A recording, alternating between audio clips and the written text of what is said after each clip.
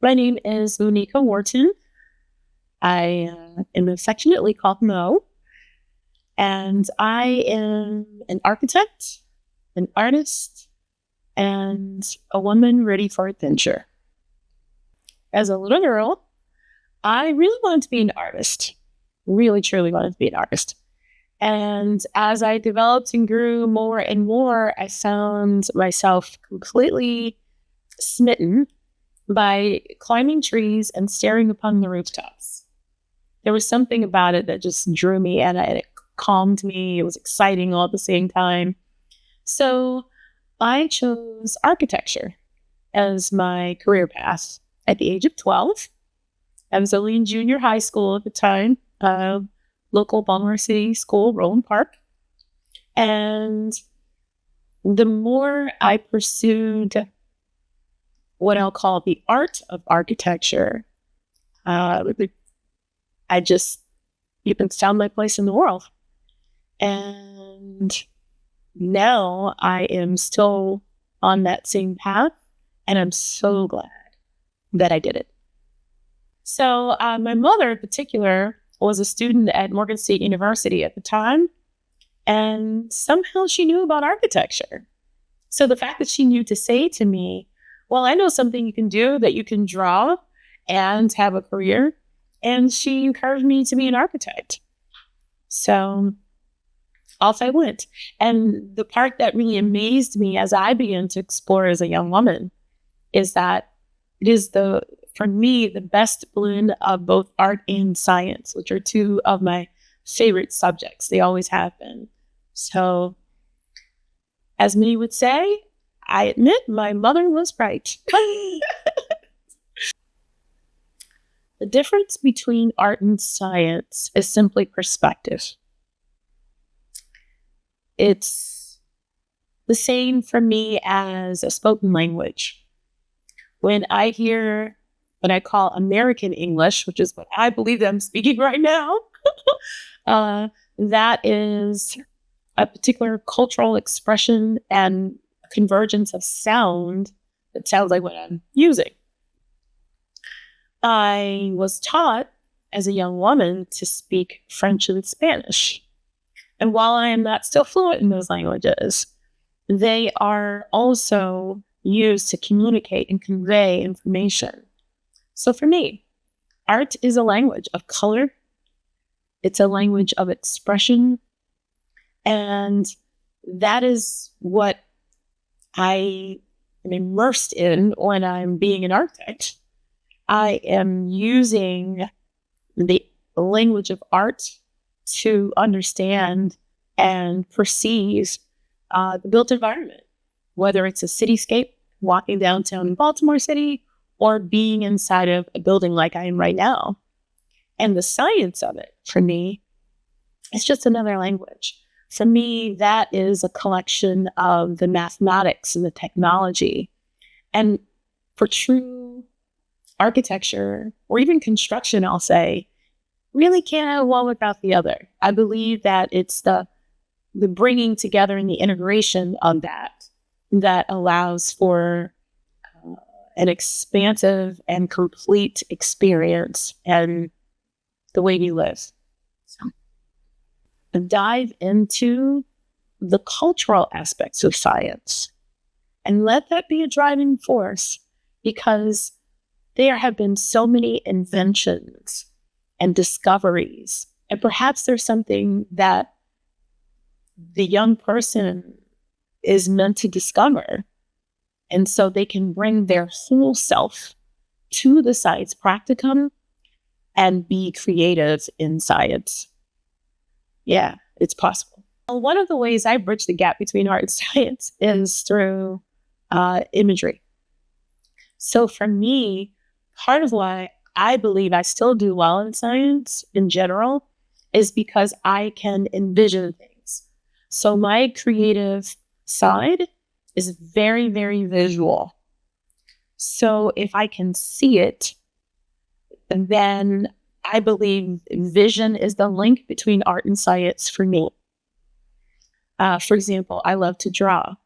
So when I am working on on a science project, like when I went to Poly as a high school student, and I was in science lab and I did very well, as long as there was an illustration, a more kinesthetic approach as to how to do that particular lab experiment, I did well.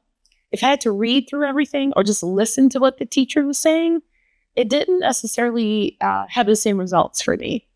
So for me, it's through the eyes that I can see it as art or as science. And in some ways, the lines blur because it's about how I envision or use my other senses, the smell of it, the sound of it. I remember the first time I popped popcorn in a science lab. And I just thought it was the coolest thing, this tiny little seed. I put it in a test tube. And the next thing I knew, with the hot oil over the open flame, I don't know if they still let you do that in school now, but just watching that metamorphosis was like, whoa. At a very tender age, I think I was about 15, still exploring architecture, moving forward. And I took a class, mechanical drafting class. And it was known to be extremely challenging because it was so precise and everything had to be done in such a certain way. And while I always knew I was naturally good at drawing, I didn't know how to draw motors and tools and all these powerful things. So in that class, I became the best draftsperson. And the next thing I knew, they asked, Polly, send your best boy, your best draftsman to one of the local engineering firms. And they sent me, which was a surprise to the staff. So I had my first networking opportunity. I was a structural engineering draftswoman. And I drew the bones of the buildings, all the steel and the concrete, kind of what some people may think of as the boring stuff, the science part of it. So I wasn't really doing the fun design and the color and the interiors as many would think. And they think, oh, an architect does this or that. Not true. It has many, many facets.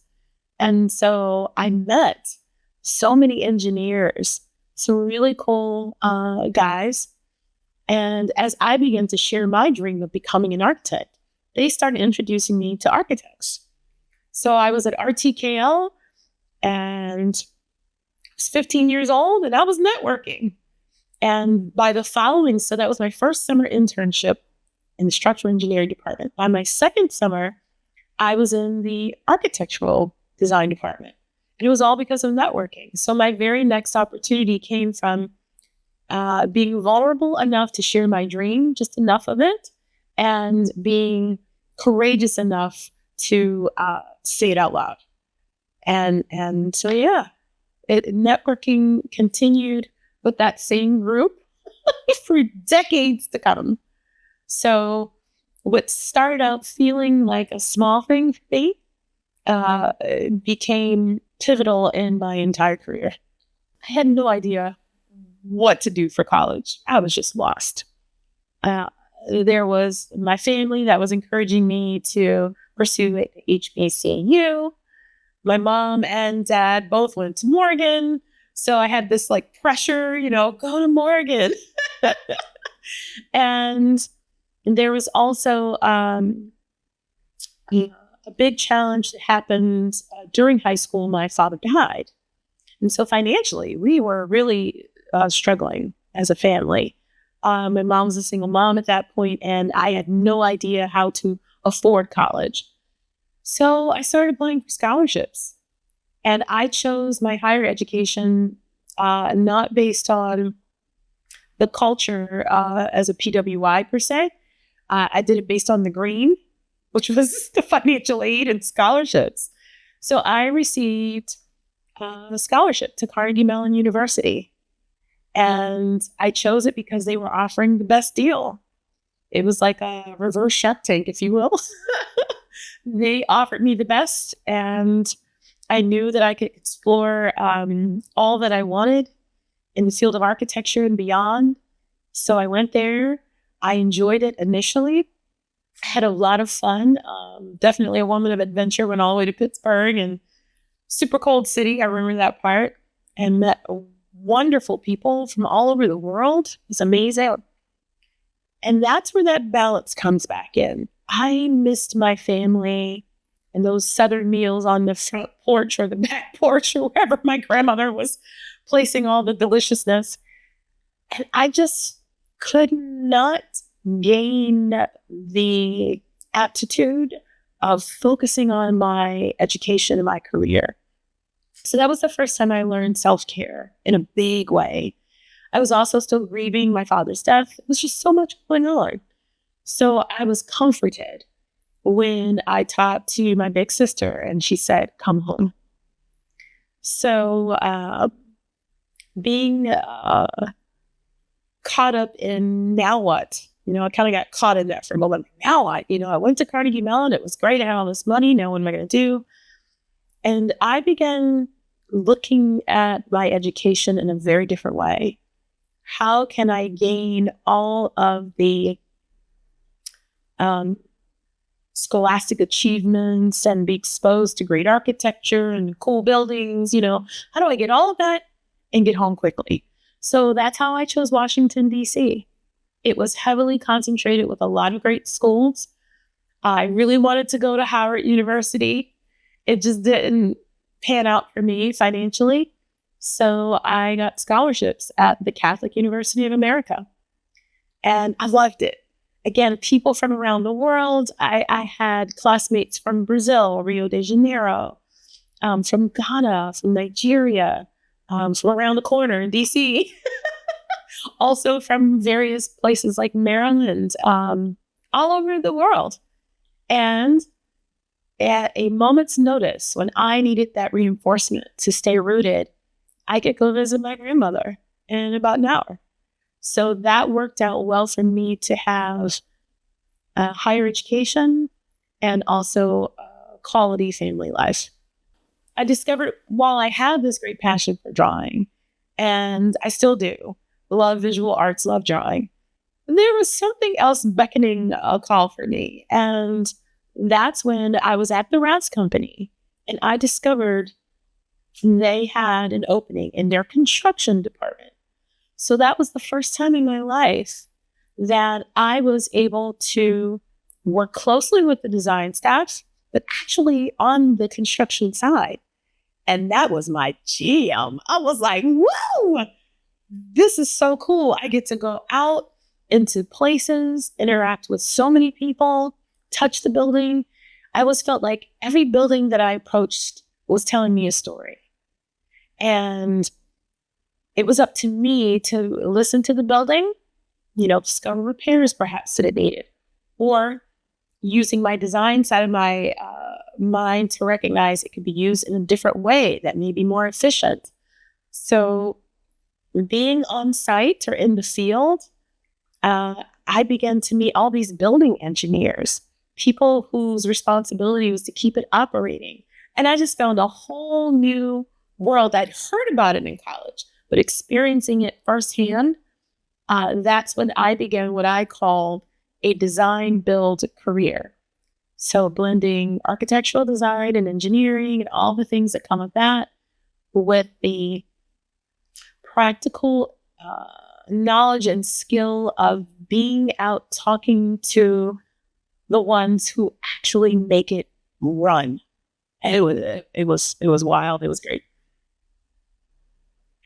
For any young person who is pursuing a career, they're clear about what they want and perhaps feel, even at the beginning, intimidated or held back and not able to really, be their full self. What I would offer is that there is a way to create an outlet. And so what does that mean? What that means is finding a group of like-minded or like-hearted individuals and really doing something around a hobby or just a common interest. It doesn't need to feel or appear or be directly connected to the career. And it can provide so much social support of how to navigate in an office setting, of how to be in the spotlight, presenting, of how to use body language in a positive way. If you're doing this all the time, you can be so smart. But this may not convey a message, that is inviting. And so being a part of a team means a collaborative spirit. And that isn't something that needs to be learned at work. That can be learned through sports. That can be learned through music. You'd have a jam session with some cool folks and be in a band, and that's where your vibe is. And that can teach so many, because it's the human factor that gets in the way for me. If I don't get along with someone, or they're telling me I have to do it a certain way, and in my mind, there's always another way. There's always another option. Perhaps that's me being a Gemini, but that's just who I am. There's always a way to explore something else. And so what I love about our young people is that they have so many brilliant ideas, things that I hadn't thought of, things that people in my generation haven't thought of. And so they aren't always welcomed. I think sometimes people feel a bit threatened when the millennial comes along, or the young person. I happen to have 2 daughters. They're in their 20s. And it amazes me how brilliant they are. They teach me all the time. But it just so happens that what I choose in this lifetime is to be a constant learner, whether they're older than me as an elder, of course, whom I respect, or whether they're younger than me. I listen and I learn. And I'm also willing to be a teacher. So I would just offer that they make that connection and be willing to learn and be willing to teach, because age really is just a number, and they can get that strength, that courage, that inspiration outside of work. And if it just so happens you can get it there, that's great. I would just offer to expand that concept and realize there are so many other ways to gain those social skills. My name is Mo'Nica Wharton, and I love to be called Mo.